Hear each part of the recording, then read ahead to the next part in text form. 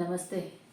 ఒరేయ్ సుధాంశు త్రివేదిగా ఇప్పుడు ఉన్న పరిస్థితి ఏంది?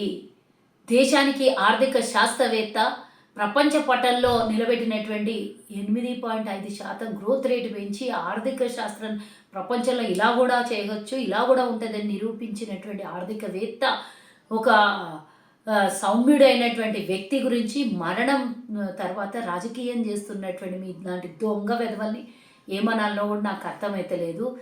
శవాల మీద పేలాలు ఏరుకోవడం అంటే ఇదేనేమో. ఇప్పుడు రాజకీయం ఎందుకురా మీకు వెధవల్లారా?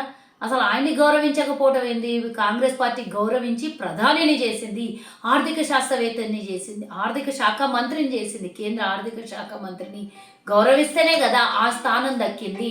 మరి వారు చేసినటువంటి సేవ అందరికీ తెలిసినటువంటి విషయమే. కాంగ్రెస్ దాన్ని గౌరవించి ఈరోజు వారి మరణం తర్వాత మీరు ఇష్టానుసారంగా మాట్లాడుతుంటే అసలు దేశ ప్రజలు ఎవరైనా హర్షిస్తారనుకుంటున్నారా? దొంగ వెధవల్లారా.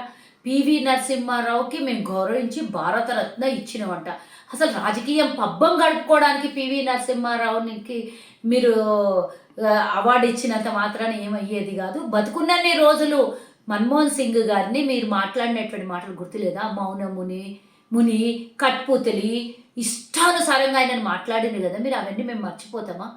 అంత మంచి వ్యక్తిని ప్రధానం చేసి దేశ ఆర్థిక వ్యవస్థని పెంచినటువంటి వ్యక్తి గురించి ఆయన మీద చనిపోయిన తర్వాత పార్టీ విషయాల్లో మీరు మాట్లాడి పార్టీ రాజకీయం చేస్తుందంట. పార్టీ రాజకీయం చేయాలనంటే ఎప్పటి నుంచో చేసేది, ఇప్పుడు చేసేది అవసరం లేదు. దొంగ వెధవల్లారా, ఇప్పుడన్నా చనిపోయిన వారికి నివాళులు అర్పించండి. ఆయన లాంటి వాళ్ళు ఎవరు పుట్టలేదు ఇంతకుముందు, ఇప్పుడు పుట్టరు అనేది గుర్తుంచుకో. మీలాంటి వెధవలు ఎవడు మాట్లాడినా అది తగదు అని ఈ బీజేపీ బత్తాయిల వెధవలకు అందరికి కూడా, ఈ రాజకీయం చేసే వెధవలకి మరి బాగుండదని చెప్తున్నాను. ఇంతకన్నా ఎక్కువగా ఈ సమయంలో మాట్లాడే పద్ధతి కాదు అని ఇంతటితో మానుకుంటే బాగుంటుంది. ఎక్కువగా మాట్లాడితే మాత్రం ఊరుకునేది లేదు. మీ మీద అటాక్స్ జరుగుతాయి, మాటల యుద్ధం జరుగుతుందని మాత్రం హెచ్చరిస్తున్నా.